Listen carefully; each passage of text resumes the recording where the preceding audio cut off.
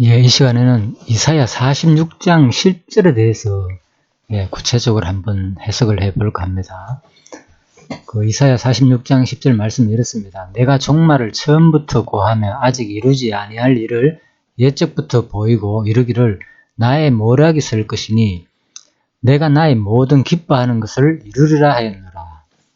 자, 먼저 이사야 46장 10절에 대해서는 처음부터 내가 종말을 고했다고 말하고 있습니다. 자, 이것이 무슨 말인가 하면요. 우선 이 내용을 이해하기 위해서는 일단 이사야 전체를 잠깐 살펴보도록 하겠습니다. 이사야의 말씀은 때리시고 싸매시는 내용으로 되어 있습니다. 자, 다 생략하겠습니다. 일단. 그런데 그 신학적 의미는 바로 그것은 장차 메시아를 보내셔서 십자가에 죽게 하셨다가 3일 만에 부활하게 하실 역사 섭리에 대한 예표로서 모형과 그림자로서 율법의 저주 아래 오셔서 죽었다가 부활하실 메시아를 보내어 주실 것에 대한 여호와의 언약 계시다. 예, 한마디로 이사야서의 내용은 66장으로 되어 있죠. 그래서 66장 가운데서 여기 있잖아요. 1에서 39장이 이제 하나님께서 때리시는 내용이고, 다음에 40장에서 60장은 하나님께서 싸매시는 내용인데, 이게 뭘 말하는가 하면요. 바로 예수 그리스도께서 바로 이 땅에 오셔가지고 이스라엘 백성의 이제 회복과 구원 얘기인데, 이런 것도 이미 이사야서 내용은, 근거 내용은 이미 출애굽 당시에 이미 하나님께서 때리시고 회복할 것을 이제 레위기나 신명기에 예언했고, 그래서 그대로 이제 역사 가운데서 이제 그렇게 이루어지는 내용을 다시 한 번 더 구약의 근거를 들어가지고 다시 예언하는 내용입니다. 자, 그래서 그런데 이게 이제 신학적 의미가 뭔가 하면은 결국은 요한복음 5장 39절에 의하면은 너희가 성경에서 영생을 얻는 줄 알고 성경을 상고하거니와 이 성경은 곧 내게 대한 증거라 그랬으니까 바로 이 모든 말씀은 예수 그리스도의 이스라엘 민족 자체가 바로 고난과 회복 내용이니까 바로 이 내용이 뭔가 하면은 이스라엘 민족이 압술에 끌려갔다가 다시 돌아오는 거, 바벨론에 끌려갔다 돌아오는 거, 이런 모든 내용이 바로 예수 그리스도의 죽음과 부활을 구약 성경에서 역사적인 그 이스라엘 역사를 통해서 예수 그리스도의 죽음과 부활을 예표했다. 이제 그 말입니다. 자, 그리고요. 그래서 이제 이사야서 바로 46장 10절에 대한 해석도 바로 전체적으로 이제 우리가 한 구절이지만은 성경을 전체로 이사야서 전체를 보면서 이 부분을 이제 해석하고자 하는 의미가 바로 여기 있습니다. 그래서 자, 내가 종말을 처음부터 고하며 아직 이루지 아니한 일을 옛적부터 보이고 이르기를 나의 모략이 설 것이니 내가 나의 모든 기뻐하는 것을 이루리라 하였노라. 자, 이것은 이제 이 성경 전체 개론 구조에 의하면 이사야서 40에서 66장이니까요. 지금 이 부분은 바로 때리고 싸맴 중에서 싸매는 내용이겠죠. 그래서 바로 여호와께서 싸매에 대한 내용이니까 이 부분은 틀림없이 앞으로 회복해 줄 것을 이제 예언한 내용이겠죠. 그래서 회복해 줄 내용이 바로 내가 종말을 처음부터 고하고 아직 이루지 아니한 일을 옛적부터 보이고 이르기를 나의 모략이 설 것이니 내가 나의 모든 기뻐하는 것을 이루리라. 그러니까 바로 싸매는 거, 바로 구원에 대해서는 이미 내가 처음부터 종말을 구했고 망하고 흥하게 하는 것을 내가 공부했듯이 바로 지금 내가 때가 됐기 때문에 내가 반드시 이것을 이루겠다. 이스라엘 백성에 대한 회복을 이루겠다. 누구를 통해서? 당대 이제 페르시아 고레스 왕을 통해서 이루겠다는 그 내용입니다. 자, 이 정도로 참고하시고 이제 이 구절에 대해서 구체적으로 한번 조금 더 살펴보도록 하겠습니다. 먼저 그 배경, 강론집에 대해서 이 배경입니다. 그것을 이제 조금 더 구체적으로 내려오면 46에서 47장 내용이 바로 이제 바벨론을 이제 책망하는 내용입니다. 자, 그래서 자, 개론을 제가 안 찾아놨네요. 일단 자, 바로 46장에서 이제 47장에만 보도록 합시다. 뭐 길게 하면 안 되니까요. 자, 바벨론을 책망하는 내용인데 이제 성경 강론에 대해서 이 부분을 해석했는 것을 잠깐 살펴봅니다. 46장은 바로 1에서 7절 무상은 무능하고 바로 이스라엘 집을 구하실 것을 예언한 내용이고, 자, 그래서 8절에서 13절은 작정대로 고레스를 불러가지고 구원한다는 내용입니다. 그래서 바로 47장에 오면은 바벨론이 전하게 되어 수치를 당하니까 그래서 해가지고 결국은 이스라엘 백성이 회복된다. 그런 내용입니다. 그 가운데 바로 46장 이제 바로 10절 내용이니까 내가 종말을 처음부터 고해가지고 이제 회복해주겠다는 그런 내용이다. 그 말입니다. 자, 이 내용도 이미 일찍이 이제 근거가 있죠. 벌써 아까 전에 똑같이요. 레위기, 신명기, 사무엘하 이런 근거를 두고 회복한다는 거예요.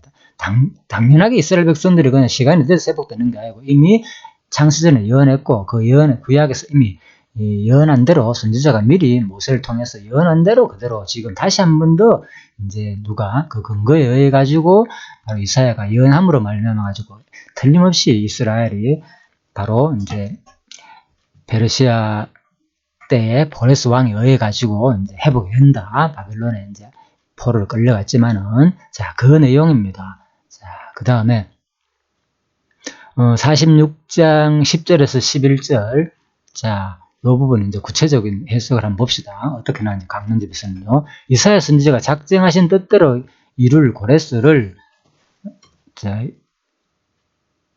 이룰 고레스를 맞네요. 부르신다는 여호와의 언약을 예언한 내용이다. 이사야 선지자는 내가 종말을 처음부터 고하며 아직 이루지 아니한 일을 예적부터 보이고 이르시기를 나의 묘락이 설 것이니 내가 나의 모든 기뻐하는 것을 이루리라고 말씀하신 여호와의 언약을 예언했다. 여기서 내가 종말을 처음부터 고하며 라는 말은 여호와 하나님께서 역사가 시작될 때부터 역사의 잠깐만요. 자, 역사가 시작될 때부터 역사의 종말에 대하여 예고하셨다는 뜻이다. 피조 세계의 역사는 시작된 때가 있고 끝날 때가 있다. 그런데 뭐라고요? 역사가 시작될 때부터 역사의 종말에 대해서 예고했다는 뜻이죠. 그렇죠. 내가 종말 처음부터 고했으니까. 그러면 언제 이렇게 예고했는가? 궁금할 수 있잖아요. 자, 계속 봅시다.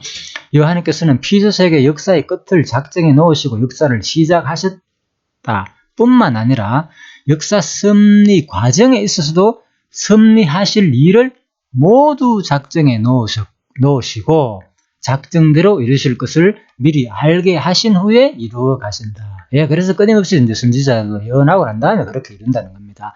예, 그러니까 이제 바벨론에 대한 포로 내용도 이미 하나님께서 바로 창세전에 작정한 일이고 바로 신명기, 레위기에서 전부 다 예언한 대로 그대로 그 예언에 근거해 가지고 그대로 이제 이사야 선지자가 다시 예언함으로 말미암아서 성취된다는 그 말이죠. 자, 그리고 따라서 이사야 선지자는 여호와 하나님의 작정하신 계획은 반드시 이루신다고 말씀하신 언약을 예언한 것이다. 자, 요게 이제 강론집에 나오는 성경 강론 전집 이사야서에서 나오는 46장 10절부터 11절에 대한 해석 부분입니다. 자, 그래서 바로 종말을 처음부터 고했다는 거. 이것은 이미 역사가 시작될 때부터 역사의 종말에 대해서 예고하셨다는 뜻으로 보습니다. 그래서 피조 역사는 바로 시작된 때가 있고 끝날 때가 있다. 그래서 제가 코로나 특강을 하면서도 잠시 전번에 한 말씀 드렸지만은 이게 반드시 끝이 있습니다. 지금 우리가 이 시기에 어렵다, 이거 틀림없이 질병이 문제가 되고 언제 끝날지 모른다 하지만 역사적으로 볼 때 모든 것들은 다 끝나게 되어 있습니다. 그래서 우리가 이제 바로 이런 내용을 통해서 바로 우리 핵심은 우리의 모든 관점은 지금 당장 이 문제를 어떻게 건강 관리를 잘해가지고 위기를 잘 넘길 것이냐에 관점을 두고 있겠지만요. 물론 그것을 맞으라는 얘기는 아닙니다. 당연히 인간은 본능적으로 누구나 하게 되어 있습니다. 그렇지만은 이 성경적으로 볼 때 이것은 바로 하나님이 바로 이미 역사를 주관하고 있고 모든 것을 바로 피조세계 역사는 시작된 때부터 끝날 있다. 그리고 하나님께서는 피조세계 역사의 끝을 작정해 놓으셨고요. 이거나도 분명히 작정해 놓았습니다. 코로나도. 또 역시 섭리 과정에 있어서도 섭리하실 일을 모두 작정해 놓았다는 거예요. 그래서 우리가 이걸 보면서 시작과 끝이 있구나. 언젠가는 이걸 배우는 게 목적이다. 성경이 왜 여호와 계시냐? 성경 역사가 여호와 계시라고 보는 이유는요. 바로 역사를 섭리를 모든 역사를 보이는 것과 보이지 않는 것까지 그죠? 우리가 하나님께서 다 주관하신다는 거, 작정하신 뜻대로 이끈다는 거를 그거를 우리가 배우는 게 바로 그걸 통해서 하나님이 자기 전능성을 자기 능력들을 계시하는 게 목적이기 때문에 우리는 이런 내용을 통해서도 지금 바로 하나님 살아계심을, 하나님의 그 절대 주권적인 그런 전능성을 배우는데 우리가 더 큰 이제 목적을 두는 것이 이제 맞겠지요. 예, 그래서 끊임없이 그런 것을 통해서 언약대로 이루신 여호와를 우리가 이제 경외하게 된다는 겁니다. 자, 일단 이제 강론집의 해석은 46장 10절에 대해서 이렇게 이제 간략하게 설명됐습니다. 그런데 이제 자, 두 번째 이제 먼저 그리고 주석 내용을 제가 두 가지 소개드릴 건데요. 먼저 호쿠마 주석을 한번 봅시다. 이 부분에서 어떻게 해석해 나는지요. 내가 종말을 처음부터 구하며 46장 10절입니다. 이사야. 역사를 깊이 상고함으로 알 수 있는 하나님의 모습은 역사의 시종을 주관하시는 절대 주권자의 그것이다. 예, 이건 맞죠, 그죠? 역사의 처음과 마지막을 주관하시는 절대 주권자를 결국은 역사를 통해서 드러낸다는 거죠. 자, 잘 해석하겠습니다. 이 이슈와 관련하여 최근 자유주의 신학자들은 하나님의 자유라는 이론을 주장하고 있다. 이게 무슨 말이죠? 하나님의 자유. 뭔가 모르게 하나님도 뭐 자유롭다. 그런 내용입니다. 그 내용인즉 하나님은 미래에 무엇을 하시겠다는 계획을 말씀하시나 그 중간에 인간과에 대하 곧 인간이라는 파트너의 반응에 따라 그 역사 계획을 수정하시기도 한다는 것이다. 자, 어떤 학자입니다. 말하자면 하나님은 그대로 행하실 자유와 수정하실 자유를 갖고 계시다는 것이다. 들어보면 맞는 거죠. 예, 하나님은 자유로운 분이니까. 그러므로 역사는 정해진 코스를 따라가는 것이 아니라 조건에 따라 이럴 수도 있고 저럴 수도 있다고 그들은 그들은 말한다. 네, 그래서 도대체 무엇이길래 이런 식으로 얘기를 할까요, 그죠? 참 대단하죠. 그래서 어떻게 들어보면 상당히 이제 공감이 이제 뭡니까 이제 공감이 가지요. 예, 그래서 참 이게 하나님은 진짜 자유롭게 모든 것을 행할 수 있는 분이기 때문에 마음대로 어떤 자기 계획도 수정할 수 있지 않느냐 이렇게 이제 주장할 수도 있습니다. 어떻게 보면 공감이 가는 게 있다. 그런데 자, 어떻게 보면 계속 나옵니다. 이 같은 주장은 역사의 주체신 하나님의 자율성을 변호하는 주장으로 보인다. 그래서 그러나 이 주장에는 그 중심을 살펴보면 위험성이 가득하다.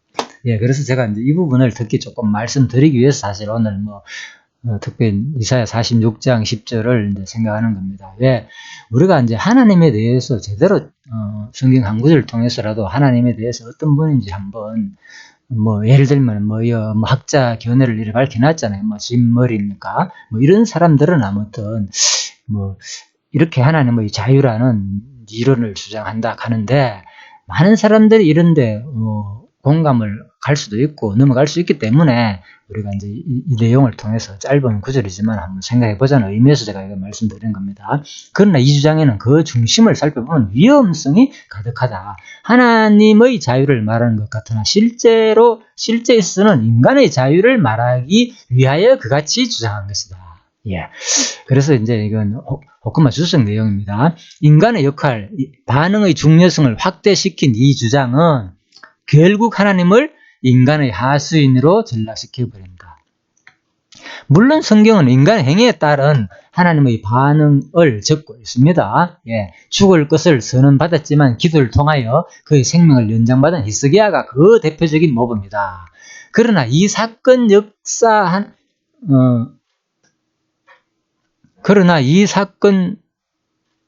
역사가 아니겠죠. 이게 말이 이상하네요. 그죠? 역시.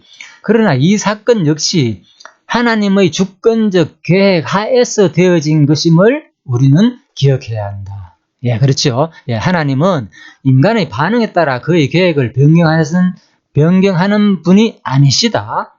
하나님은 그의 계획을 불변적으로 일관되게 시행하신다. 하나님의 가장 큰 특징, 곧 하나님 되게 하시는 것은 그의 계획과 그 실행의 신실성에 있다.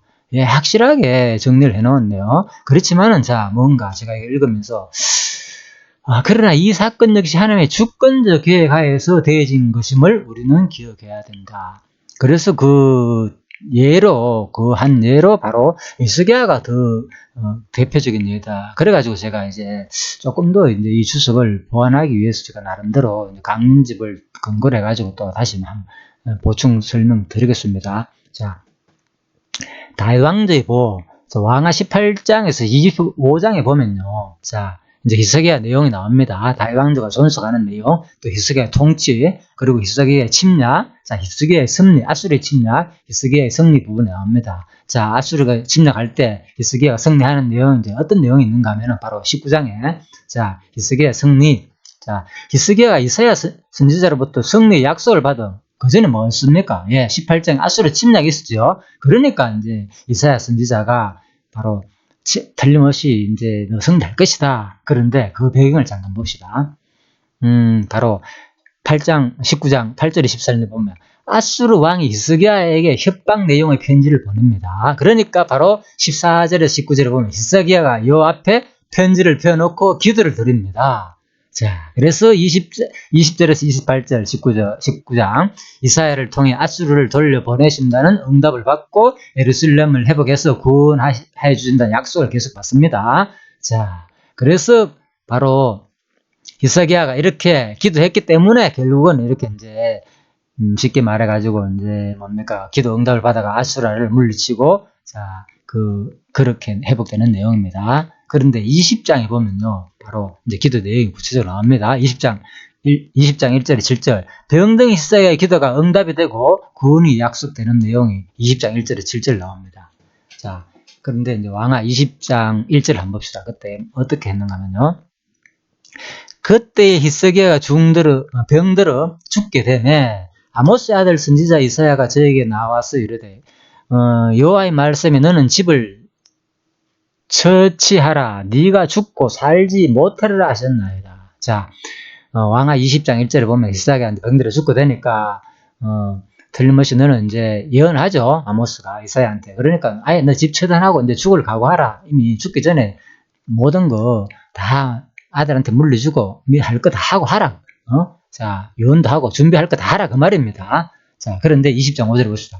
너는 돌아가서 내 백성의 주권자 히스기야에 이르기를 왕의 조상 다윗의 하나님 여호와의 말씀이 내가 내 기도를 들었고 내 눈물을 보았노라. 내가 너를 낫게 하리니 네가 3일 만에 여호와의 전에 올라가겠고. 자, 뭐라고요? 바로 네 기도를 들었고 네 눈물 보았다. 그래서 히스기야가 이렇게 병들을 때 죽게 된다 그러니까 아모스가 예언하니까 이사야가 바로 하나님의 기도를 했는 거예요. 간곡히 눈물을 흘리면서 기도하니까 바로 하나님이 그 기도를 들으시고, 그죠? 눈물을 받고 기도를 들으시고 내가 너를 낫겠다 하는 거예요. 그래가지고 3일 만에 올라간다 그러니까 이제 또 이사야 누굽니까? 이제 히스기야가 했죠. 나한테 정표를 보여달라. 그죠? 자, 이런 내용입니다. 그죠? 자, 그래서 자, 20장 6절에 보면은 내가 내 나를 15년 다 할 것이요 내가 너와 이 성을 아스루 왕의 손에서 구원하고 내가 나를 위하여 내 종 다윗을 위하여 이 성을 보호하리라.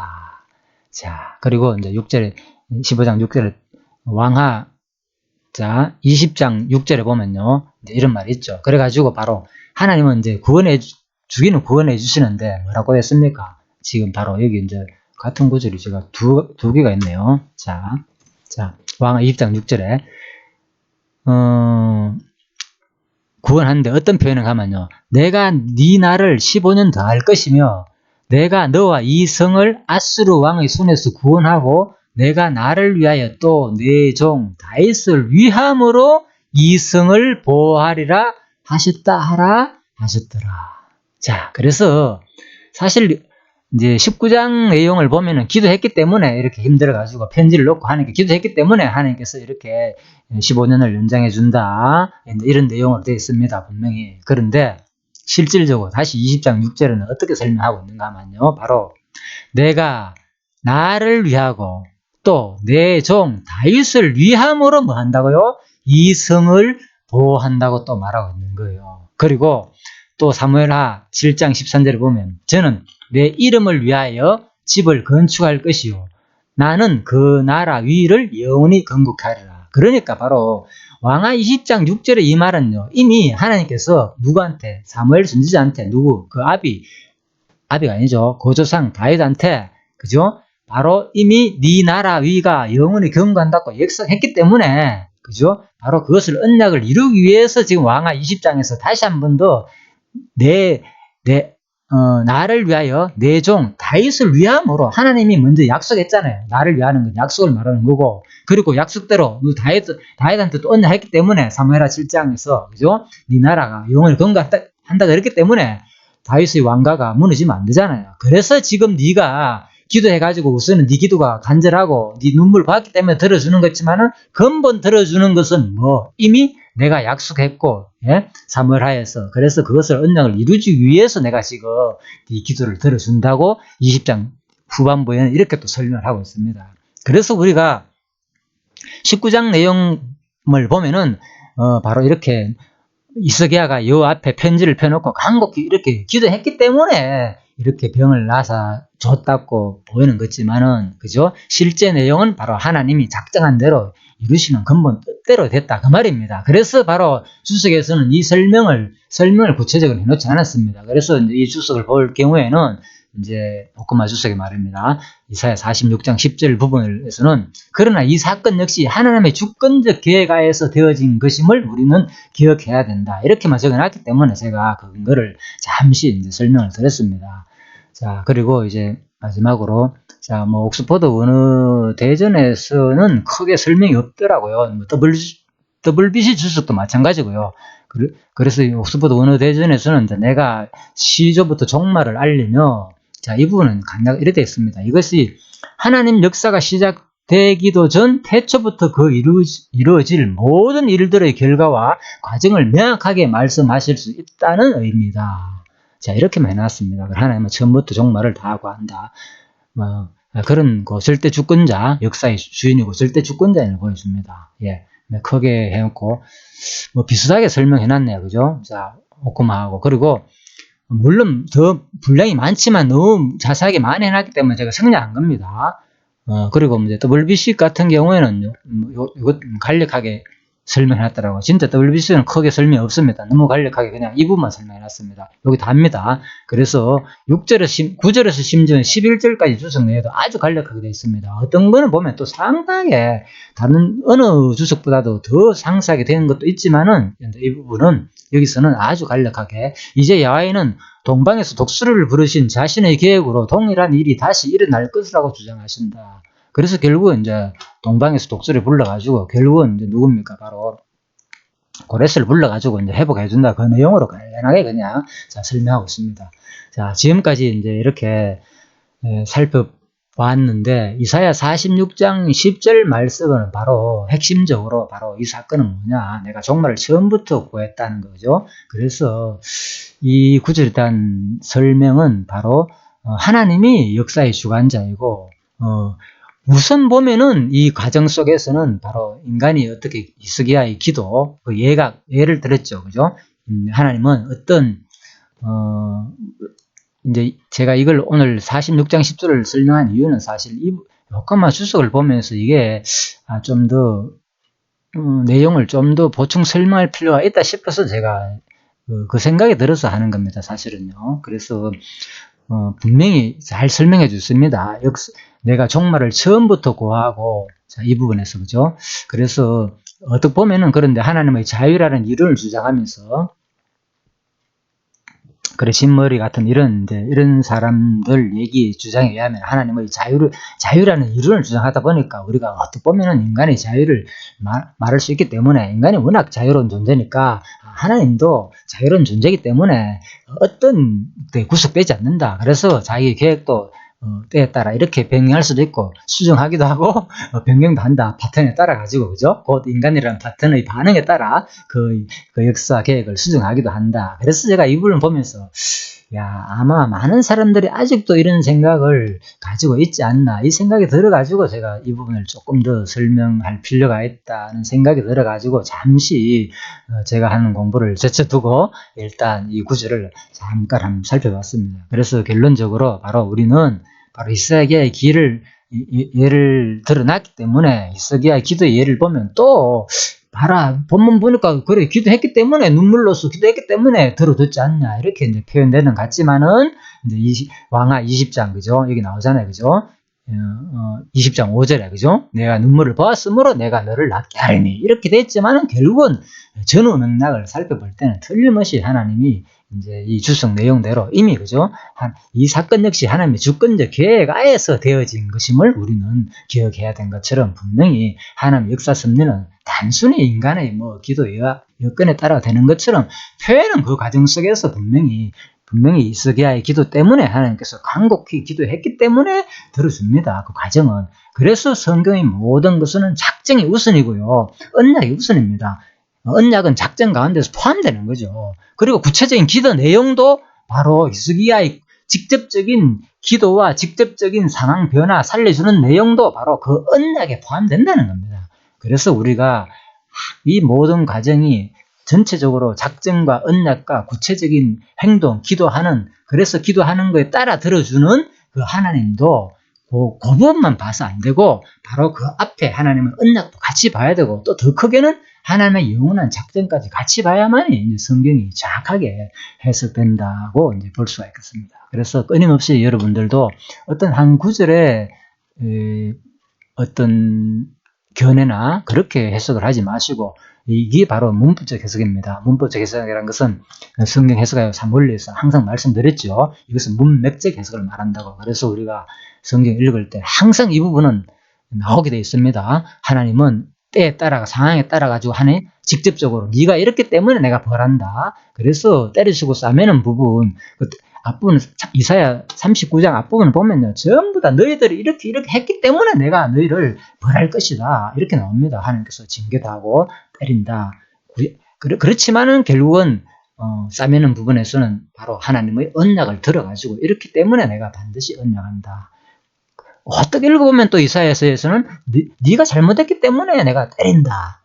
이렇게 표현될 수도 있어요. 그래서 여러분들이 항상 성경을 읽을 때 부분은 항상 전체에 포함된다는 거 반드시 기억하시고요. 그러니까 행위에 따라 하나님은 심판하시는 분이 아니고요. 근본은 구체적인 과정 속에서는 그렇게 인간의 행동 여하에 따라 가지고 표현되는 하나님이 보이지만 조금만 더 올라가면은 하나님의 작정이 우선이고요. 그리고 언약이 우선이고 또 언약 위로 더 올라가면 하나님의 모든 것을 천하범사에 전도서에 말하는 거 작정 안 된 게 없지요. 모든 것을 하나님은 작정하시고 섭리하시는 분임을 반드시 기억하시고 이 역사를 지금 일어나는 오늘날 주어지는 이 코로나 시기에 우리가 사는 이 시기에서도 반드시 부분만은 보지 마시고 틀림없이 이 모든 것들도 하나님이 다 작정 가운데서 자기 존재를, 자기 성품을, 자기 속성들을 우리한테 보여주는 그 역사 섭리라는 것을 기억하시고 오직 그 하나님의 전능하신 하나님의 주권적인 그런 속성을 찬양할 수 있는 여러분과 제가 되기를 간절히 바라면서 기도하고 마치도록 하겠습니다. 하나님 아버지 감사합니다. 이런 어려운 시기에 우리가 너무나도 불안에 떨기도 하고 여러 가지 특히 경제적인 사건이나 또 건강이나 직접적인 문제이기 때문에 우리는 불안할 수밖에 없습니다. 하지만 우리는 이제 하나님 말씀을 통하여 이것이 왜 이렇게 주어졌고 또 오늘날 주어지는 이 역사 가운데서 이 어려운 시기가 무슨 의미인가를 다시 한번 더 기억하게 하여 주시옵시오. 그것은 다름이 아닌 오직 하나님의 속성을 우리들한테 보여주는 마지막에 틀림없이 종말에 있다는 것을 하나님의 심판, 하나님의 구원과 하나님의 심판이 있다는 것을 보여주는 시기인 줄 압니다.